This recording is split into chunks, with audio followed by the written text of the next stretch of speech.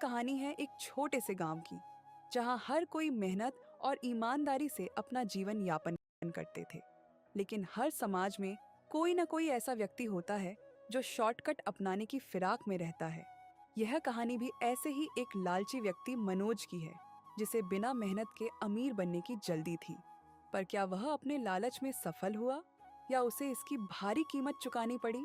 चलिए जानते हैं। मनोज भाई, आज बहुत सुहाना मौसम है। खेतों में काम करने का बड़ा मन हो रहा है। अरे राजू, इतनी मेहनत से क्या मिलता है? बस थोड़े से पैसे और थकान। अगर कोई ऐसा तरीका मिल जाए जिससे बिना मेहनत के धन मिल जाए तो मजा आ जाए। मनोज की सोच हमेशा से यही थी। उसे मेहनत से नहीं, बल्कि तुरंत लाभ होने वाले तरीकों में रुचि थी। इसके विपरीत राजू को मेहनत और ईमानदारी से मिलने वाले फलों पर विश्वास था। मेहनत से ही सच्चा फल मिलता है भाई।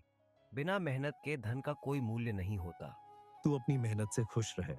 मुझे कोई ऐसा रास्ता निकालना है जिससे जल्दी अमीर बन जाऊं। गांव के मुखिया जी वहां आते हैं और दोनों की बातें सुन लेते हैं। मनोज, लालच बहुत बुरी चीज होती है। इससे हमेशा नुकसान ही होता है। तुम्हें मेहनत करनी चाहिए। मुखिया जी, जब तक भाग्य मेरे साथ है तब तक मुझे मेहनत की जरूरत नहीं।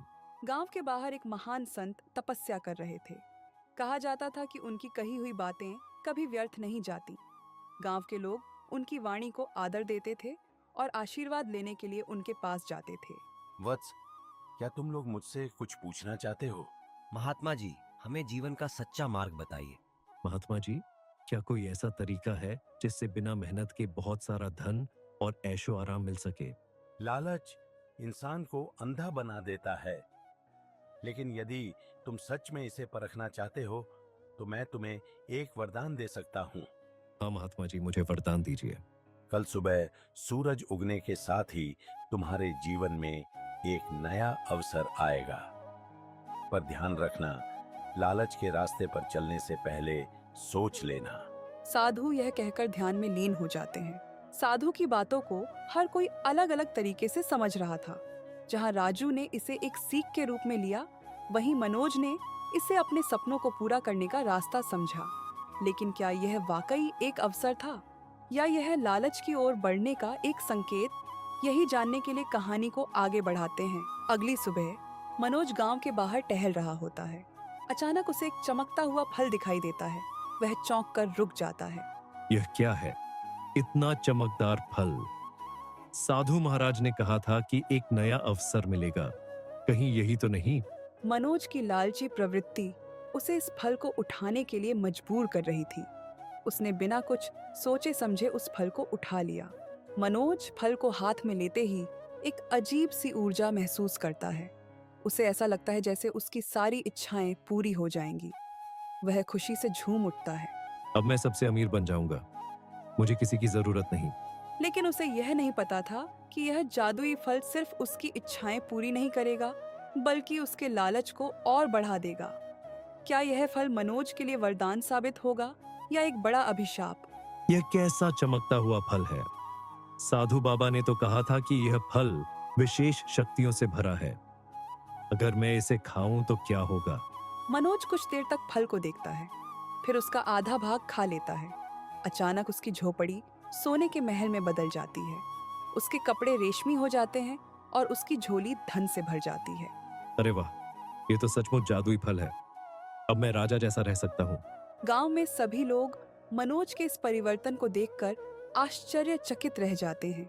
वह अब ऐशो आराम की जिंदगी जीने लगता है और धीरे धीरे घमंडी बन जाता है। ये कैसे संभव हुआ? मनोज के पास अचानक इतना धन कहाँ से आया? मनोज, यह जादुई चीजें हमेशा स्थायी नहीं होती। तुम्हें मेहनत से कमाई करनी चाहिए, न कि किसी चमत्कार पर निर्भर रहना चाहिए। अरे राजू, तुम हमेशा उपदेश देते रहते हो। अब मैं इस गांव का सबसे अमीर आदमी हूँ। मुझे किसी की सलाह की जरूरत नहीं। मनोज ने अपने जीवन का सबसे बड़ा अवसर पाया था, लेकिन उसके मन में लालच की आग और बढ़ने लगी थी। क्या यह शक्ति उसे सचमुच सुखी बनाएगी? गांव में मनोज अब पूरी तरह बदल चुका है।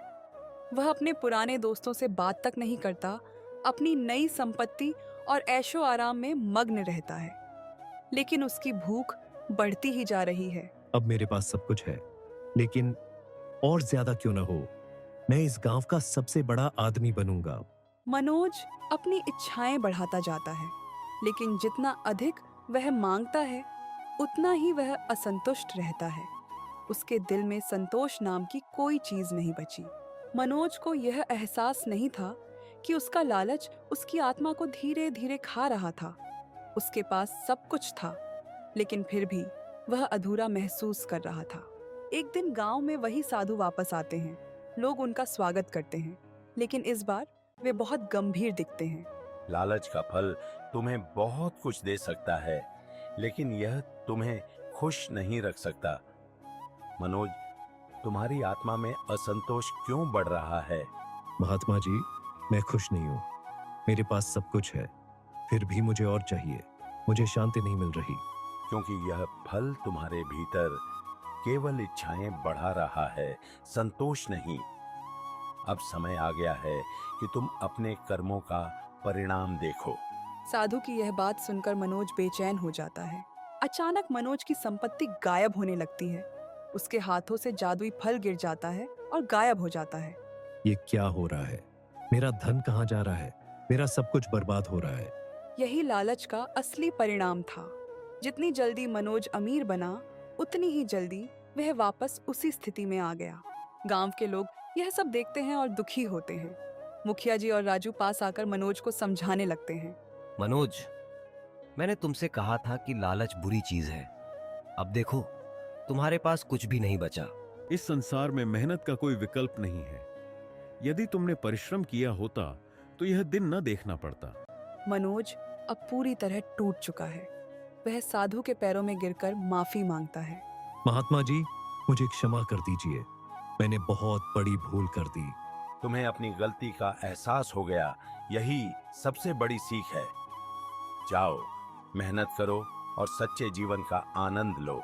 मनोज अब पूरी तरह बदल चुका है। वह राजू के साथ मेहनत करने लगता है। अब उसे समझ आ गया कि असली सुख मेहनत में ही है। मनोज को अंततः समझ आ गया कि लालच से कुछ नहीं मिलता, बल्कि मेहनत और संतोष से ही जीवन का असली आनंद मिलता है। उसने अब अपने जीवन को सुधारने का निश्चय कर लिया था। गांव में फिर से शांति छा जाती है और मनोज एक मेहनती और ईमानदार व्यक्ति बन जाता है।